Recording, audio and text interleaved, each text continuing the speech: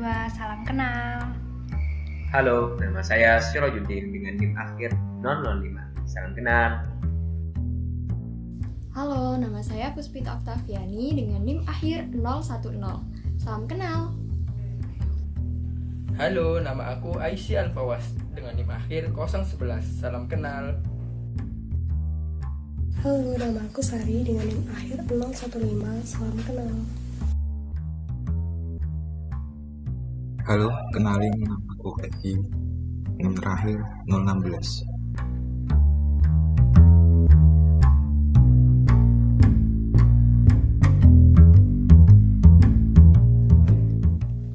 Assalamualaikum warahmatullahi wabarakatuh. Selamat pagi untuk semua.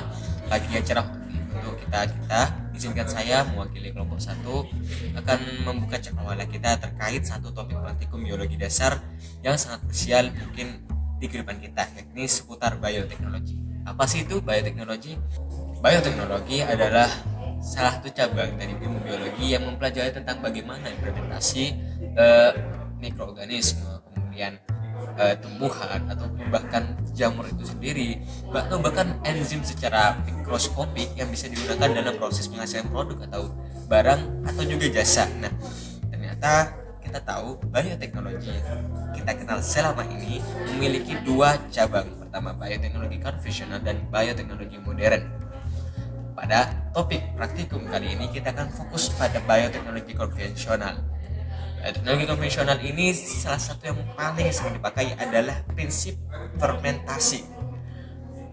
Karena itu, mungkin supaya lebih dalam dan memahami lebih, maka kami menyediakan 3 contoh praktikum, yakni pertama adalah tape ketan, kemudian kedua adalah tape singkong, dan ketiga adalah tempe. Mau tahu lebih banyak mungkin, dan selain itu akan ada beberapa tujuan yang ingin diharapkan pada praktikum seperti ini. Stay tune.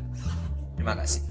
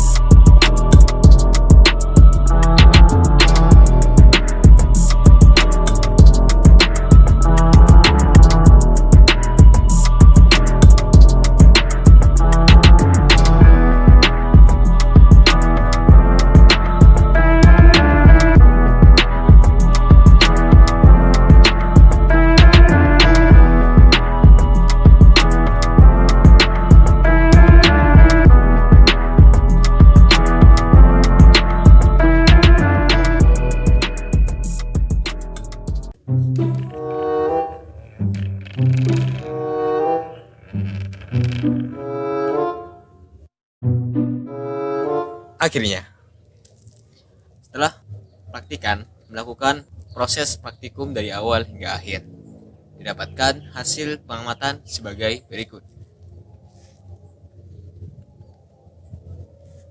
Kemudian, setelah dilakukan hasil analisa dan sebagainya macamnya antara praktikan, dan diperoleh bahwasanya pembahasan sebagai berikut.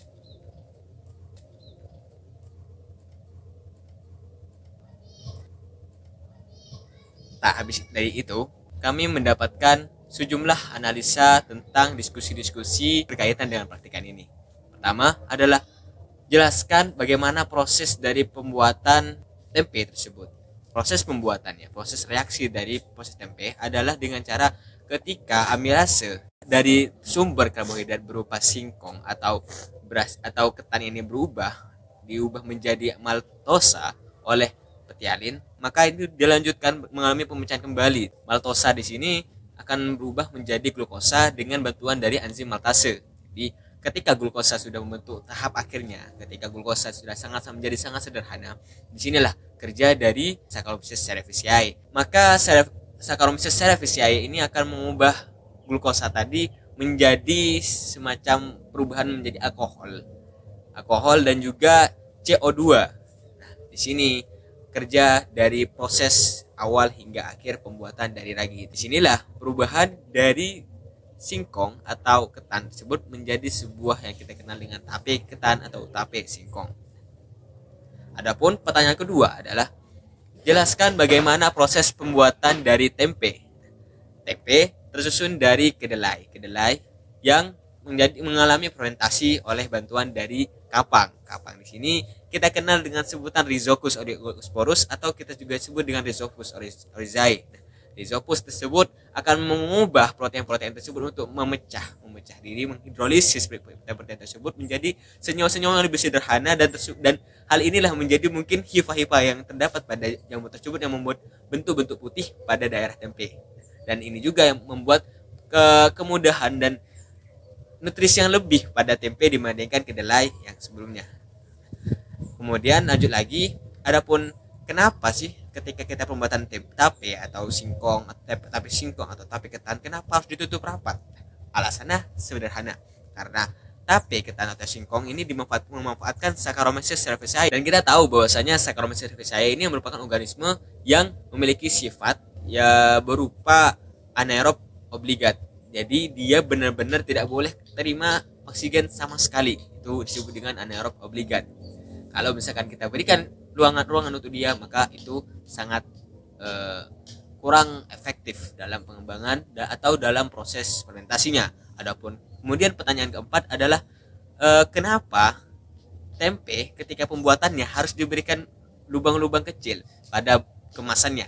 Alasannya adalah karena ketika pembuatan tempe ini mereka memanfaatkan Rhizopus oligosporus atau Rhizopus oryzae, di mana mereka itu merupakan mikrofilik anaerobik. Jadi mereka memiliki cenderungan untuk menyukai sedikit oksigen saja, tidak perlu banyak-banyak. Dan pertanyaan terakhir adalah apa gunanya peragian pada proses fermentasi?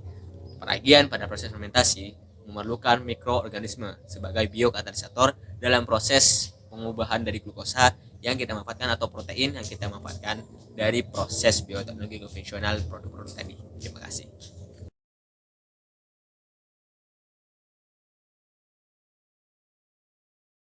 Percobaan yang telah dilaksanakan, maka dapat disimpulkan bahwa 1. Penerapan bioteknologi dengan dasar fermentasi anaerob obligat dapat dilakukan pada tape ketan dan singkong dengan memanfaatkan organisme Saccharomyces cerevisiae. 2.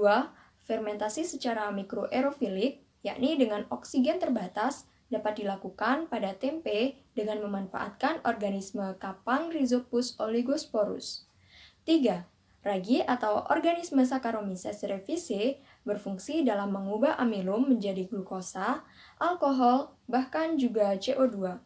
4.